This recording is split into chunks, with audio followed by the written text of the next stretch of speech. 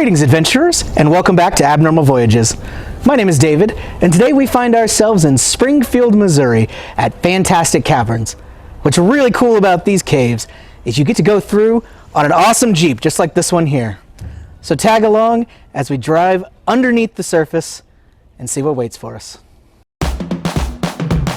We're going to a place that you've never heard of before. It's Abnormal Voyages.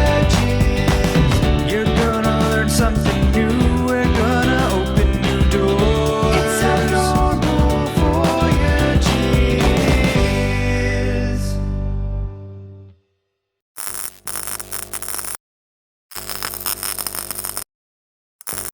Before even entering the caverns, you get a chance to see a little about the history of it, including a statue of who discovered these caves.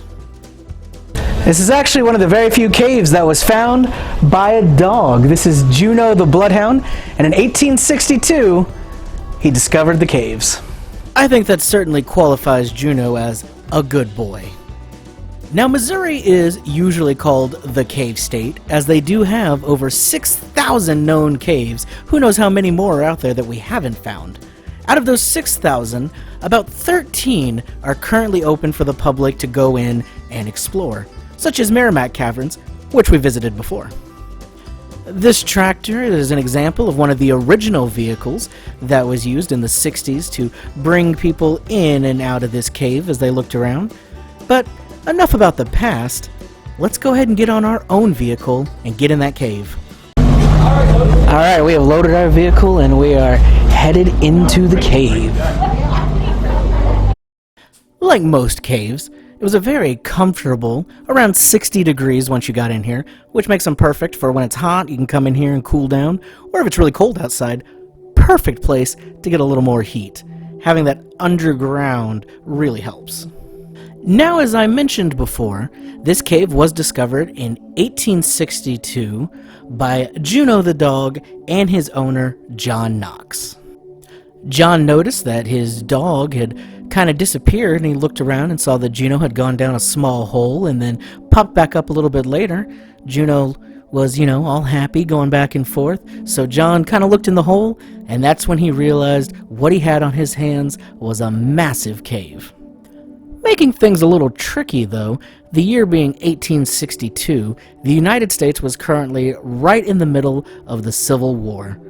John knew that if he made this cave public knowledge at the time, it would probably be exploited by either the North or the South, and that wasn't something he wanted to get, tangled up in. So he decided to keep the caves secret for now. We jump ahead to 1867. The war is over, and things have settled down a little bit, so John decides he wants to find out what's going on with these caverns. Now, he knew he wasn't equipped to go down there and explore, so he put an advertisement in the local paper saying, "Hey, I need somebody to come check these caves out that I found."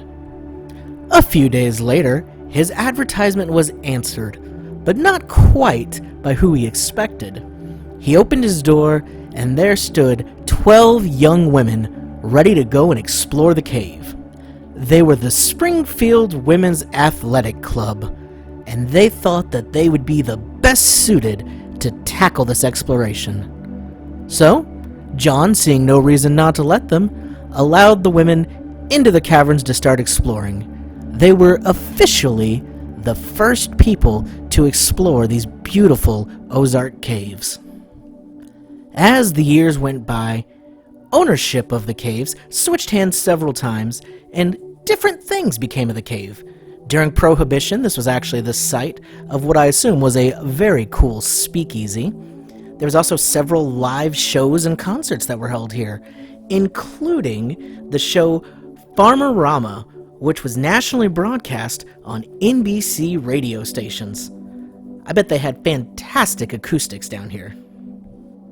In 1962, they did the first ever ride-through of the caves, which is what really set them apart from other public cave attractions, and it was so popular that in less than 10 years, in 1967, There were so many visitors coming to the caves that they couldn't keep up with doing shows of any kind and turned purely to conservation and a public attraction. There were lights added to the tour, and even a short movie that you could view halfway through that talked about the relationship between above ground and below ground so that there was a safe and happy ecosystem for everyone.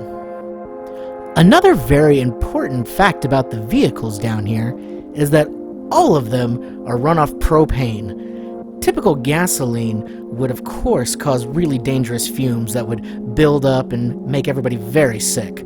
So, propane is the safest way to go in enclosed spaces like this. The current tour does an amazing job of not only showing you the beautiful parts of this cave, but also going into its history a little bit, telling you about the women who explored it, the decades of things that happened here. This is actually a little setup of what the kind of base might have looked like as the girls explored here. And something very cool nearby, there's a rock where the girls actually wrote all of their names and the year that they came down here to explore. Now we're headed even deeper in the cave to find some more formations. Though you don't get to see them on the tour, these caves are actually home to a few endangered species as well. All of them are blind and pretty much completely unpigmented because of the darkness down here, but I really like that they take the effort to conserve not only the cave, but all the animals that happen to live inside of it. Everywhere you look in these caverns, you're going to see some exquisite structures, be it stalagmites, stalactites, soda straws, just gorgeous things that have taken years and years and decades to develop. But the real crown jewel of this tour is the Hall of Giants. This is where the jaw-dropping, incredible formations are. Just the fact that these exist and that nature created this, that this formed in the earth over thousands of years completely on its own, is just awe-inspiring.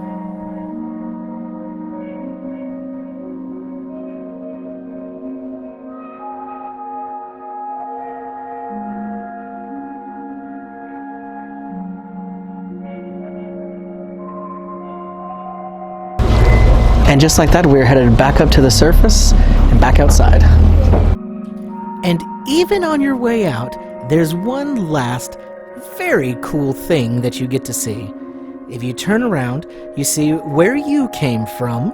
This is the new big entrance here. They have a big door on it so they can officially close it down. But nearby is the original entrance where not only Juno the dog went through, but those 12 brave women. Pretty cool. Well, that certainly lived up to the name. Fantastic. My name is David. This has been Abnormal Voyages. Thanks for tagging along. We'll see you next time.